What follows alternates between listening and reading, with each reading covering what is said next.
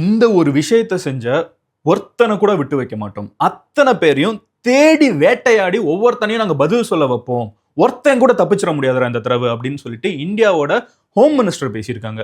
இந்தியாவோட prime minister பாத்தீங்கன்னா இதுக்கு பின்னாடி இந்த ஒரு சதி திட்டத்துக்கு பின்னாடி இருக்கக்கூடிய ஒருத்தனையும் நாங்க தேடி பிடிப்போம், ஒருத்தனை கூட விட்டு வைக்க மாட்டோம். No one will be spared behind this conspiracy அப்படின்னு சொல்லிட்டு இந்தியாவோட பிரைம் மினிஸ்டர் பேசியிருக்காங்க. இந்தியாவை சுத்தி இருக்கக்கூடிய நிறைய கண்ட்ரிஸ் இந்த தாக்குதலை கண்டம் பண்ணிட்டாங்க, எக்ஸப்ட் ஒன் கண்ட்ரி, பாகிஸ்தான்.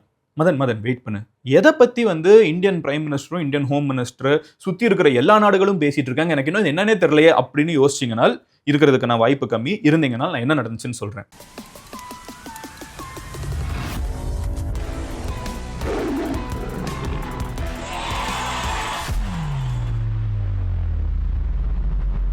நேத்திக்கு ஈவினிங் டயத்துல டெல்லியில இருக்கக்கூடிய one of the most busiest ரோட்ஸ்ல ரெட் ஃபோர்ட் கிட்டனா எவ்வளவு கிட்டன்னு பாத்தீங்கன்னா, நம்ம சென்னையில மரீனா பீச் எல்லாருமே பார்த்துருப்போம், கேள்விப்பட்டிருப்போம். கரெக்டா? இந்த மரீனா பீச்ல தண்ணியில இருந்து ரோடுக்கு எவ்வளவு தூரம் இருக்குது? ஒண்ணுமே கிடையாது, கொஞ்சம் தூரம் தானே. அந்த மாதிரி ஒரு டிஸ்டன்ஸ், பார்க்கிங் டிஸ்டன்ஸ் தான். ஓகேவா? இந்த டிஸ்டன்ஸ்ல ரெட் ஃபோர்ட் கிட்ட நேத்திக்கு ஒரு ஸ்ட்ராங்கான வெடிப்பு, கிலோமீட்டர் கணக்கில் வீடியோ எடுக்கிறவங்க பார்த்தீங்கன்னா மேலே தீ போகிறத பார்க்க முடியுது.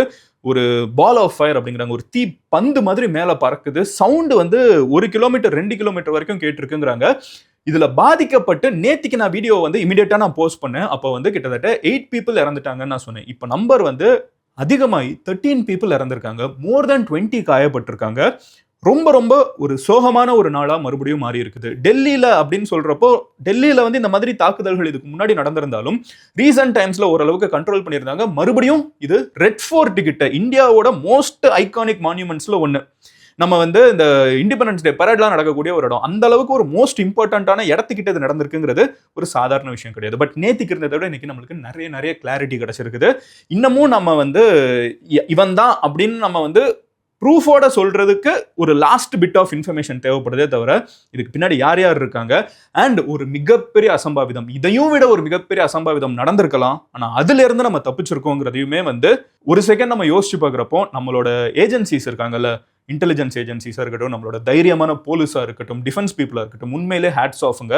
ஏன்னா நான் இப்போ சொல்ல போற விஷயம் உங்களுக்கு என்னடா இவ்வளவு பெரிய ஒரு விஷயத்தை ஸ்கெட்ச் போட்டிருக்காங்களா நீங்க யோசிச்சு பாருங்க. முதல் விஷயம் என்னன்னு பாத்தீங்கன்னா, நேத்துக்கு என்ன நடந்திருக்கு, ஒரு கார் ரெட் ஃபோர்ட் கிட்ட ஸ்லோவா போயிட்டு இருக்கப்போ அந்த கார்ல இருந்து ஒரு வெடிப்பு ஏற்பட்டு இருக்குது. நல்லா கவனிச்சிங்கன்னா யாருமே குண்டு வெடிப்புன்னு சொல்லல, இது வெடிப்புன்னு மட்டும் தான் சொல்லுவாங்க. ஏன் குண்டு வெடிப்புன்னு சொல்லலன்னு பாத்தீங்கன்னா, இதுக்குள்ள குண்டா இல்லையான்னு நம்மளுக்கு இன்னும் தெரியாது.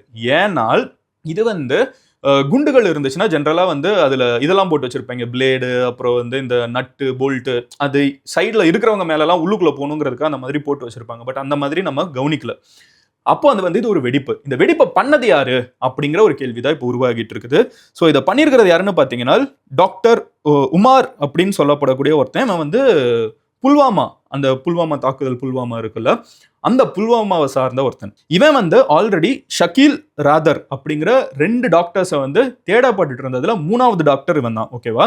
இந்த ஷக்கீல் ராதர் யாருன்னு பாத்தீங்கன்னா, சேம் டே நேத்திக்கே பாத்தீங்கன்னா காலையில, ஏன்னா நான் என்ன சொல்றேன், டிஃபென்ஸ் ஃபோர்ஸஸ் அண்ட் இன்டெலிஜென்ஸ்க்கு ஒரு ஹேட்ஸ் ஆஃப் சொன்னேன்ல, நான் சொல்றேன் என்ன நடந்திருக்குன்னு.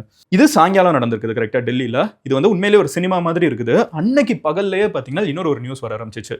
ஜம்மு அண்ட் காஷ்மீர் அந்த பகுதியில் இருக்கக்கூடிய இந்த புல்வாமா அப்படிங்கிற ஊர்ல அக்டோபர் 27 டயத்துல பாத்தீங்கன்னா நிறைய போஸ்டர்ஸ் பாகிஸ்தான்ல இருக்கக்கூடிய ஒரு தீவிரவாத அமைப்புக்கு ஃபேவர் பண்ற மாதிரி வர ஆரம்பிச்சிருக்குது. அங்க இருக்கிற போலீஸ் உடனே கவனிச்சு யார் இதெல்லாம் ஒட்டுறாங்கன்னு பாத்தீங்கன்னா, அங்க இருக்கிற ஒரு டாக்டர் அப்படின்னு தெரியுது. அவனை போய் பிடிக்கலான்னு பார்த்தா அவன் வீட்டுல இல்ல, அவன் ஃபரிதாபாத்துக்கு கிளம்பி வந்துட்டான், which is டெல்லி கிட்ட இருக்கிற ஒரு ஊருக்கு.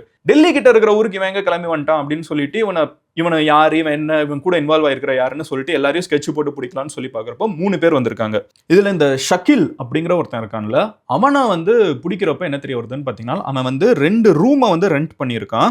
2 ரூம்ல இருந்தும் கிட்டத்தட்ட 2900 kilos, which is more than tons. கரெக்டா? நம்ம டன்ஸ்ல பேசுறோம். That is almost 3 tons. கரெக்டா? 3 டன் குண்டுகள் உருவாக்கக்கூடிய பொருட்கள் கிடைச்சிருக்குது. யாரு? இதுல ஒருத்தனோட ரூம்ஸ்ல. இப்போ 2 பேரை பிடிச்சாச்சு.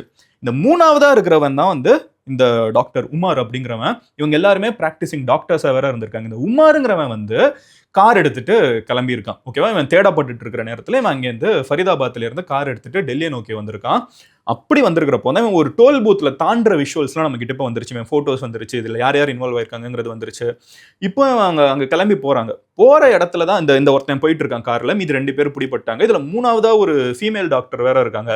அந்த டாக்டர் பாத்தீங்கன்னா அந்த தீவிரவாத அமைப்போட பெண்கள் அணியை வந்து டெல்லியில உருவாக்குறதுக்கு, விமென்ஸ் விங்கை வந்து டெல்லியில உருவாக்குறதுக்கு வேலை பார்த்துட்டு இருக்காங்களா, அவங்களும் வந்து அரெஸ்ட் ஆயிருக்காங்க.